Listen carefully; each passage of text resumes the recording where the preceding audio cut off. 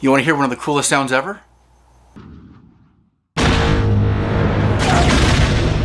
How about the second coolest sound ever? This right here is the 20 watt B6 fiber laser from ComMarker. It features a compact design, automatic focus, speeds up to 15,000 millimeters a second, Lightburn support, and it can engrave over 150 different materials with a 0.01 accuracy, which really just means that it's fast, it's versatile, and it should take care of most of what you'll need to engrave in this format. I've been eyeing fiber lasers for several years now, but I was never sure if I could justify it because it seems a little bit more like a specialty machine. There are stricter size limitations, the format is a little bit different, and the whole operation of the laser is slightly different than CO2 and diode lasers. And honestly, I really just didn't know where to start. Over the last couple of years, as I've been running my side business with my wife, we've done all sorts of engravings on different materials: wood, MDF, paper, cardboard, a lot of the standard things you'd cut and engrave on a CO2 or diode laser. But what happened was, we kept running into situations where we were asked to engrave something on metal, or a hard plastic, or a non-typical material, or even doing a type of 3D relief engraving.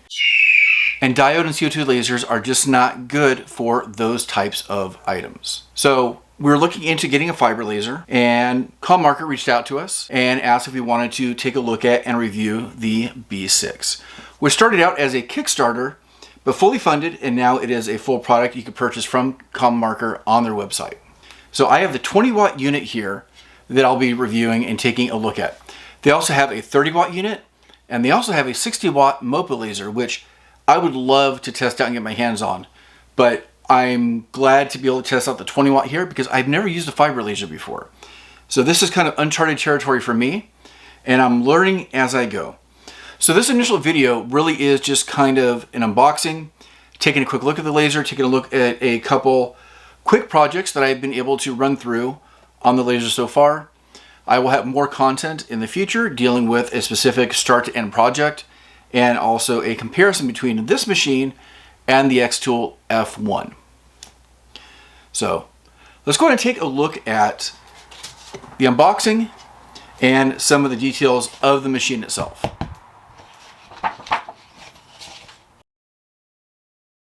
And inside we have the beast. Check this out.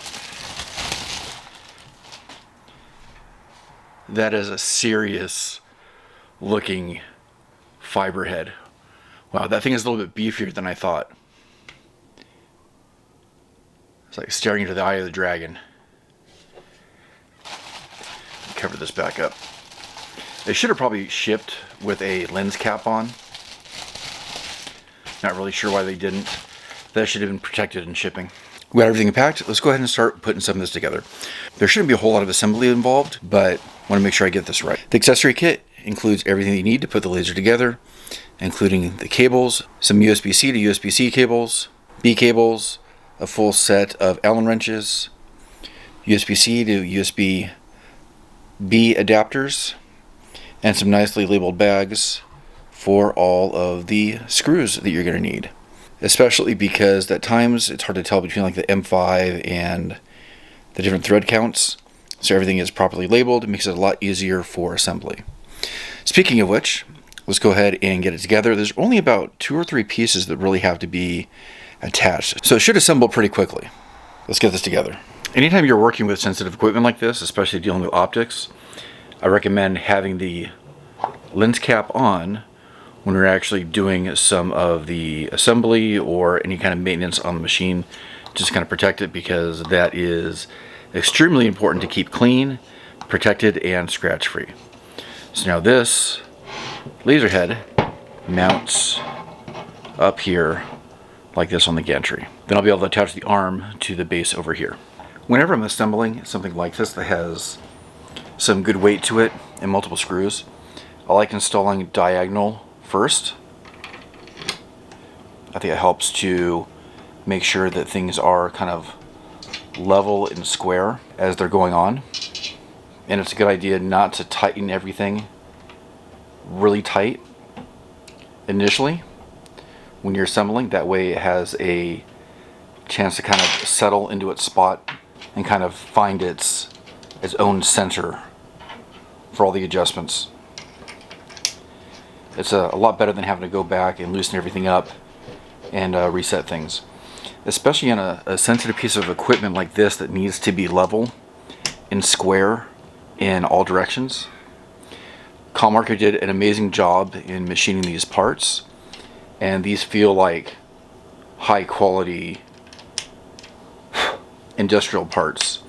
All of the metal platens that I can see look like they're about 1/4 of an inch, even 1/2 inch, and they kind of need to be, because the weight of this is pretty significant, and it's cantilevered out, so it has to hold really strong back here because it's being held out to the side and out in this direction as well. So make sure you have all your screws set in correctly, that you're not going at an angle, nothing's going to get stripped, and everything should level out to be square if you do all those things. Now I'm going to go back in here and tighten a little bit the arm, and I think that's it. With this current setup, you can run the laser separate from the base, so you can have this placed somewhere else, and you can have the laser with the laser head on here and place it anywhere you want. But with the way that I'm going to be running this in my shop, I'm going to have this all connected as one piece, which means that I need to attach this plate to this base. I'm going to do that now, and I'll be able to mount the laser there after. Base plate is attached. Now just to attach the laser head. The laser is all put together, and this thing is a beast. I can easily say that this is the most intimidating looking laser in my shop. And I see that as a good thing. The build quality is extremely impressive. High quality materials, industrial grade. Can't wait to fire it up and see this engrave, mark, and really change the amount of products that I can offer. So I've had the laser about a week and a half now, and it's given me some time to run several tests on several different materials, although there's a lot more that I want to do and a lot more that I want to test. But I had to get to a stopping point for the video to get the initial review out. So I started out doing a kind of a blind test, which is what I would call this, without really looking at any settings. And of course, did a really deep engraving and dark engraving in this piece of steel that's probably 1/32 of an inch or something along those lines. It's not flimsy, it's actually a pretty stiff piece of steel. And you can see that it kind of potato chipped, it warped, which meant that it was way too much power and probably not fast enough, but it gave a really good, nice, dark, deep engraving. So from there, I did a material array test, which you might have seen this type of format of test if you've watched any kind of laser calibration videos before. And you can see the kind of range of colors that you could potentially get from this laser based on speed, power, and frequency. Some interesting blues, some oranges, white, kind of this white sheen as well. I'm not sure which ones would work the best for certain projects yet, but it's interesting seeing that range of values. So there's definitely some options and some range for the laser, and definitely a little bit more playing around needed.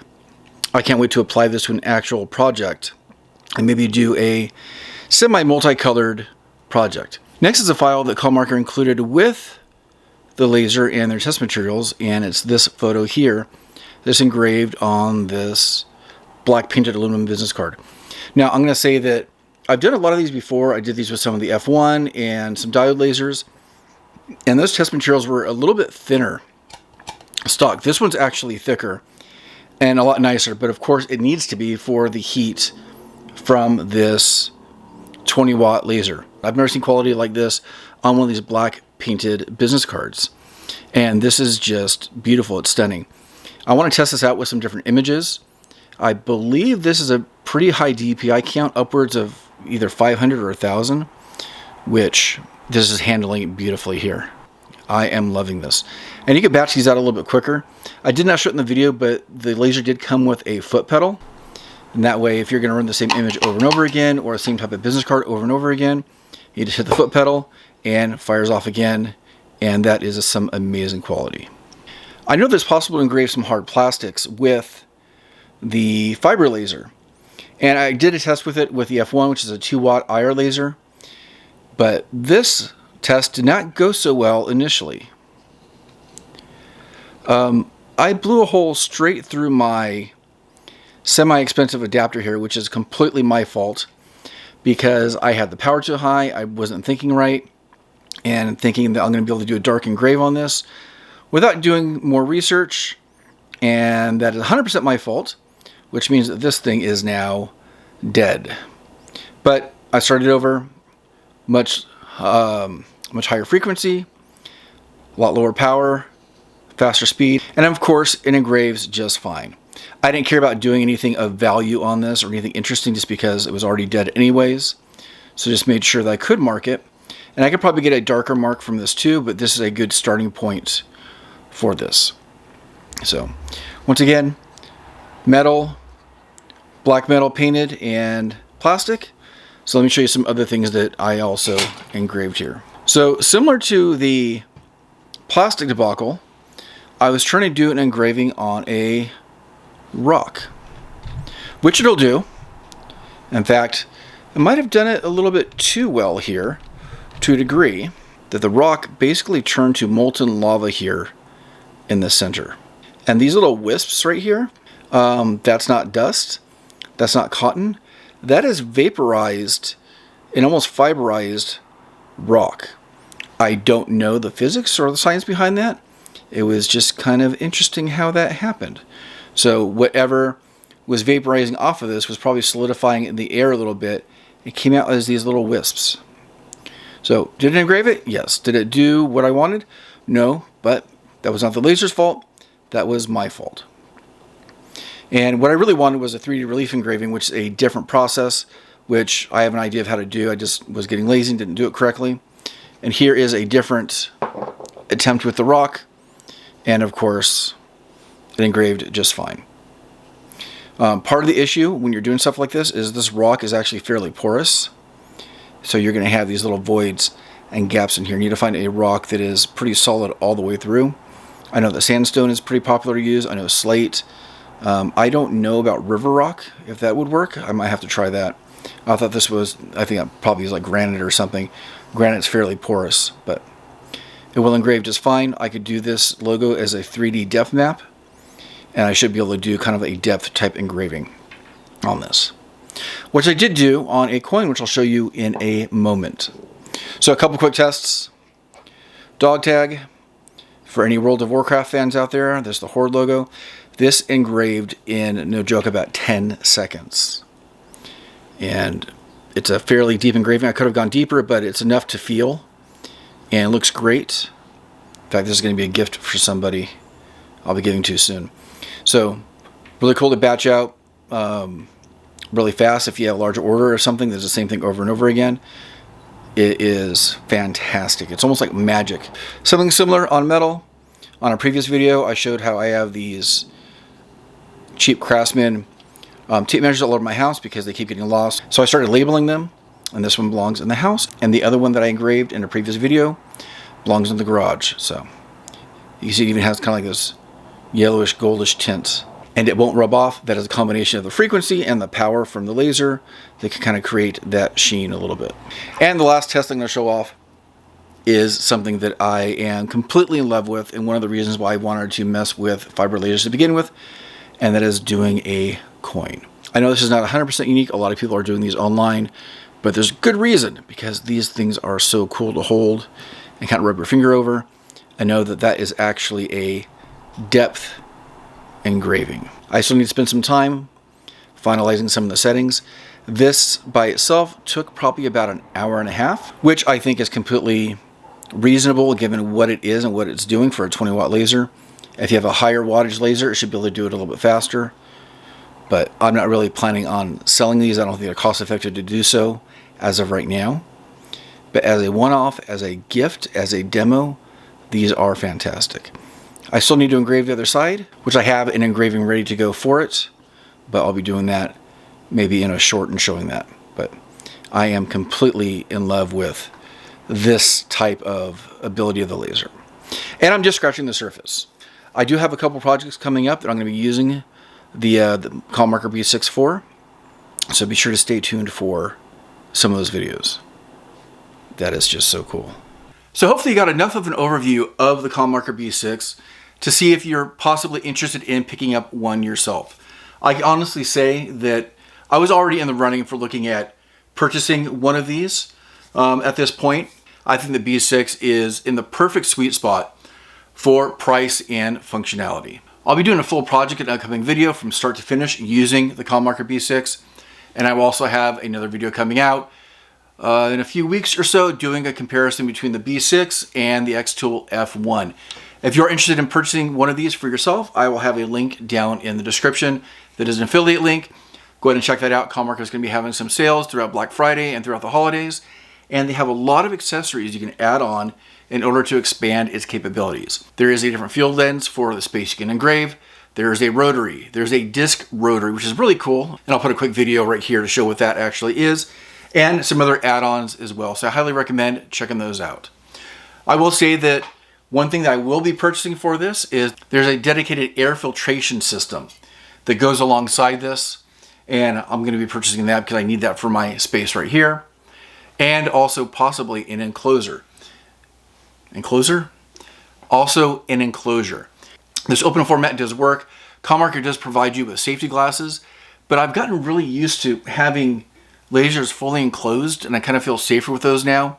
So I'm either going to be purchasing ComMarker's enclosure or building one of my own for this.